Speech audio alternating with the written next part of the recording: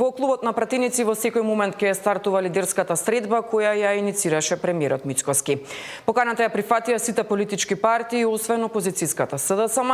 Средбата ја следи колегата Александар Спасовски, го вклучуваме во живо во овие вести.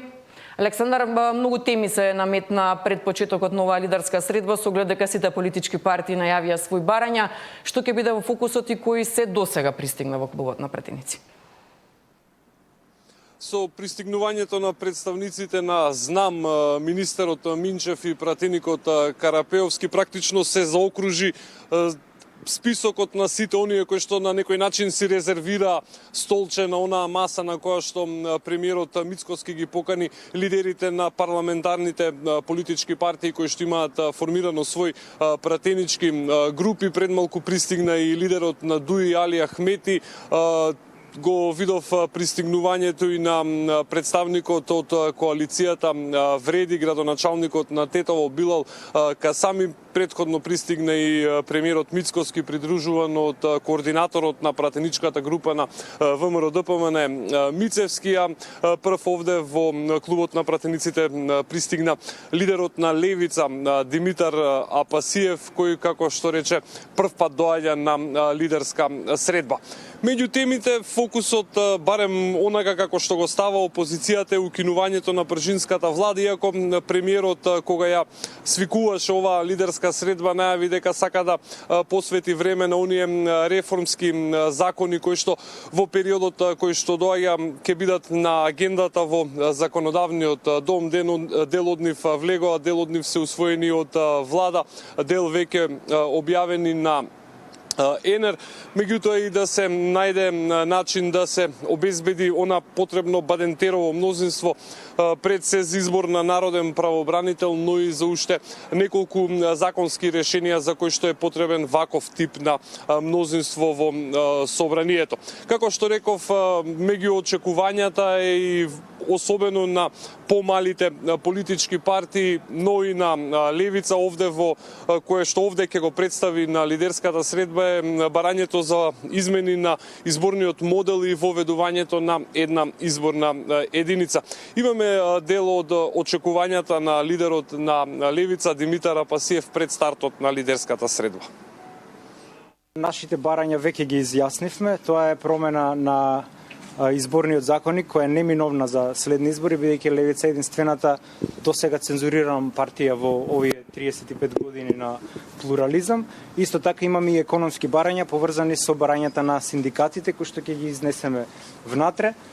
Не очекуваме, бидејќи прв пат доаѓаме, не очекуваме ништо знаејќи го досегашниот лицемерен однос на властодржците од ДПМН, но секогаш има прва шанса. Што се однесува до пржинската влада, ние кажавме дека немаме никаков проблем да ја укинеме, затоа што сметаме дека е бирократски остаток од едно време кога Македонија беше третирана како протекторат практично. И од тука нас не е сеедно дали се ДПМН или СДС на власт, ние секако го јадеме стапот кој да е на власт. Да, по ајде така да кажеме на тегање од неколку дена вчера присуството на лидерската средба го потврди лидерот на ДУИ Али Ахмети од она што го брифира од неговата партија, но и она што излегува како став од Мала Речица во последните неколку месеци, особено откако партијата ги загуби изборите, се оние нови барања кои што ги поставуваат за поддршка пред се на законите кои што бараат Бадентерово мнозинство, но и на сите оние барања на власта поврзани со останатите законски решенија, пред се и оние кои што се поврзани со Сейф Сити. Меѓутоа од Демократската унија за интеграција бараат со Бадентер да се избира идната влада и да се воведе правило на гласање со Бадентерово мнозинство во Уставниот суд, кога на дневен ред ќе дојдат прашања кои што се поврзани со етнички теми.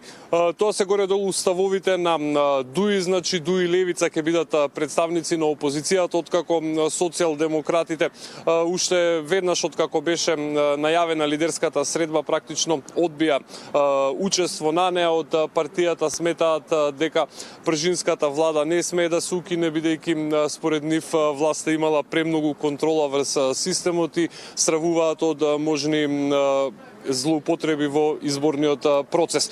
Имаме дел од изјавата која што генералниот секретар на Социјалдемократскиот сојуз ја даде пред стартот на оваа лидерска средба, како што и најавија, столчето на Филип Човдек ќе остане празно. Средба со криминалци нема да има.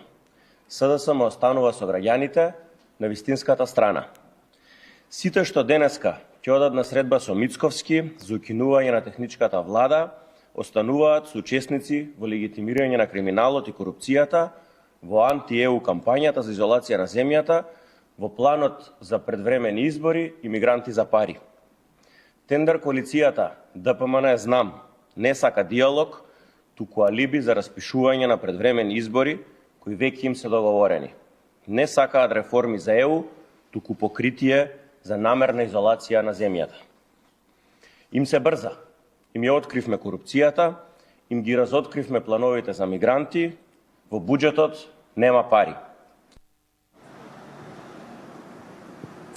Да, Деспина, да додадам дека лидерската средба очекувано привлече прилично голем медиумски интерес. Овде се присутни еден прилично голем број на новинарски екипи, мајки предвид дека оставена е точка разно, тешко би било да се предпостави кога би можело да се очекува да заврши ова лидерска средба. Она што е официјално потврдено и соопштено од владината прес-служба, тоа е дека по средбата премиерот Мицковски ќе има своја изјава.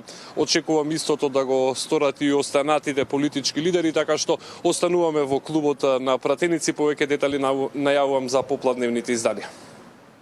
Александар Спасовски, јас ти благодарам за овие првични информации во вистите си, како остануваме да проследиме лидерската средба многу повеќе во следното информативно издание. Одиме понатаму.